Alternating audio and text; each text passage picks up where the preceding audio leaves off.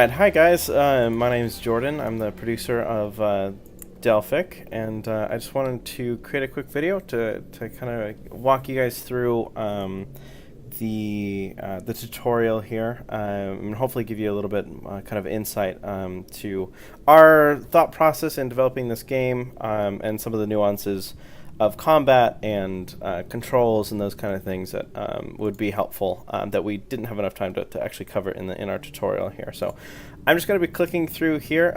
If you guys download our demo, free demo online on our website, you guys can read this stuff, but I'll just be explaining to you, what this is trying to teach you. So first off, it's saying that it's teaching you the camera controls. So it's WASD to move the camera, and Q and E to rotate the camera. You can also use the mouse wheel to zoom in and out to kind of get maybe a little bit more detailed look at our characters. And then so then we'll get to actual controlling your units. So left click and drag to select units, or you can just left click a specific unit just to select that unit. Then this is now showing you teaching you how to move your characters. So you can right click anywhere. Hitting the space bar will pause the game. Our game is real time, and what that means is that we really heavily depend on the pause mechanic in our game, so to give you the ability to really give you the fine-tooth control over all of your units and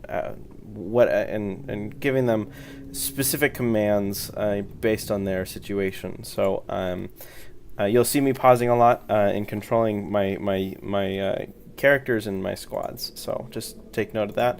Next, we're trying to show you the ability to, your units have the ability to strafe, and you do that by right-clicking and dragging, and you can actually double right-click and drag if you want them to sprint anywhere. And so we can watch this play out. So notice he looked towards the next node because I didn't give him a look direction at the previous node.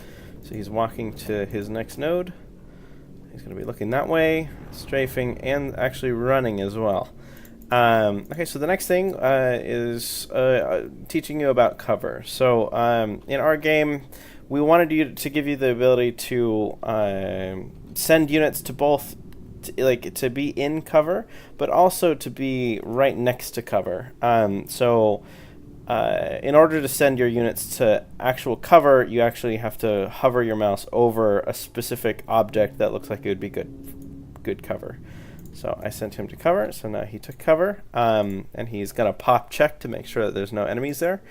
And then I'm going to send him over here.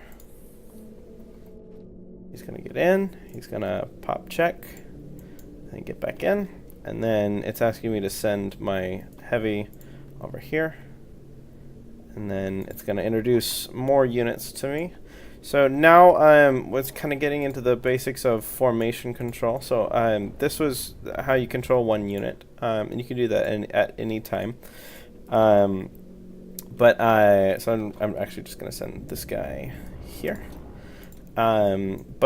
Formation control is a very important part of the game, in that it kind of automates the look directions for your units. So I'm going to pause the game so I can show you what I'm talking about, and right click and then drag. And what this gives you the ability to do is kind of focus directions. So the farther away you get from your initial left or right click position, the more that they will focus that area. And if you bring it back, the less they will focus that area. So you could actually get some really interesting combinations just really fast. So it's a really useful mechanic. So I'm going to have them go that way. And they're gonna try to walk around each other, so that wasn't very nice. So we're gonna move forward next. Next thing I wanted to show you is that if you hold Alt and right click somewhere, they will actually maintain their previous look directions. So that could come in handy in certain situations. So I'm gonna move these guys up. I'm gonna tell them to sprint, and then enemies are going to spawn here to kind of show you the basics of combat. So right now I just want to take a second to go over the basics of the classes that we have. First up, we have the CQCs, and these guys are really good at up close, but they are absolutely useless at mid to long range. So you want to make sure that these guys are up where the enemies are. So I'm actually going to go ahead and double right click, drag, and then double right click. Oh, let's try that again. Double right click and drag. Oh well. And then next up we have our support classes. So our medic support has a kind of an M16 type gun that she has 3-round shots and is good at mid range, and has kind of a small aim time. And that's one thing I actually didn't go over with the CQCs. This little yellow bar that goes around the circle, that's showing them in the process of aiming. So when this yellow bar is at the bottom, or full all the way around the circle, they will start shooting. So the CQCs have a really low aim time. The supports have a medium aim time, and the heavy has a rather long aim time. So actually, speaking of the heavy, I'm going to right-click him and kind of pop him out of cover. That way he can lay some additional fire on the enemies there.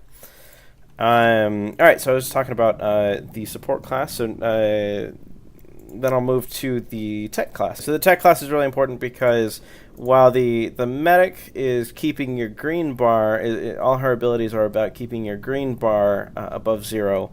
Your tech class is all about keeping the blue bar above 0. The blue bar is your power bar, which both supplies power to your abilities as well as your armor. So if you run out of your blue bar, then you're gonna be receiving damage at a much higher rate, and you won't be able to take that much damage before dying. So you need to make sure that all of your units have a good amount of blue bar before they go into a battle, and obviously that they have a lot of their green their green bar, because that, if they lose that, they die. So, and then lastly, so far, we have our heavy. Heavy is kind of the tank. It's really good at attracting aggro and doing decent damage at a mid to long range, but not so great at really up close. So you have to really make sure your units are in the right spot at the right place at the right time. So, alright, so we're going to move forward. Like I said, these guys are really good at up close encounters, so I'm going to go ahead and I'm going to right click here, drag, and then I'm going to right click here, and then I'm going to do that one. And then I'm going to bring up my supporting classes. Up here I'm going to have them sprint. Have them sprint to here, and then move up even farther like that. And then I notice this unit's waypoint node is a little off, so I'm going to move that. Okay, so let's see what happens. So pause events. So what just happened right here when this red eye showed up is that the game automatically paused because the enemy spotted me, spotted one of my guys, and in this case it was this guy because the red eye is right above this unit. So you can adjust these by going to settings, pause events, and checking these off if you don't like it, but it is actually really helpful when you have units in several different areas, and maybe you're looking at another squad, but it actually, the squad A you're looking at and squad B is somewhere else, and they get ambushed or a patrol runs into them. It's really helpful to have the game automatically pause at that point. So, alright, so we're moving on. So these guys are actually really close. So you can hear the units talking to you in the background. One of the important mechanics that you have to keep in mind is that the units will not shoot if if a friendly unit is directly in front of them. So you have to make sure that in situations like this, maybe one of the units or the units in front are crouching or something similar to that. But in this case, I'm just going to move forward because I think there's only a couple units in this area, so I should be okay. But, I mean, this guy's already at half health, so you have to be careful. So I'm going to have these guys run up here, and then kind of go around that way. So this guy, let's see, okay, so that they made short work of him. So I'm going to move these guys up. I'm going to tell them to go, actually I'm going to bring up my heavy and kind of draw fire. I'm going to have him run to here, look this way, here, and then here, and then that should be enough. That should grab enough aggro so I can have my CQC come in afterwards and kind of clean up everything. And then I'm going to bring up my supports, and I'm going to have them walk to here and see if they can lay some more suppressing fire. Okay, so this guy is actually kind of taking a lot of damage, so I'm going to send him over here. Hopefully. Okay, so these guys are having a shoot-off, so I'm actually going to cover because he's a CQC and he could do some significant damage to me. And then actually, since this guy is in cover, I'm going to actually tell him to come out and start shooting at this guy. Okay, alright, so he was taken care of. So this guy took way more damage than he actually needed to, so you have to always be careful about that. And just because I can, I am actually going to tell you to, nope, actually, I'm going to tell you to throw a grenade over here. Okay, and then I'm going to tell you guys to come up here. And then you can move this way, this way, this way, and we'll see what we can do with that grenade. Okay, so took out the first guy. We're moving up slowly, trying to take this guy out. Alright, we're good. Okay, so I'm gonna tell everyone to go there.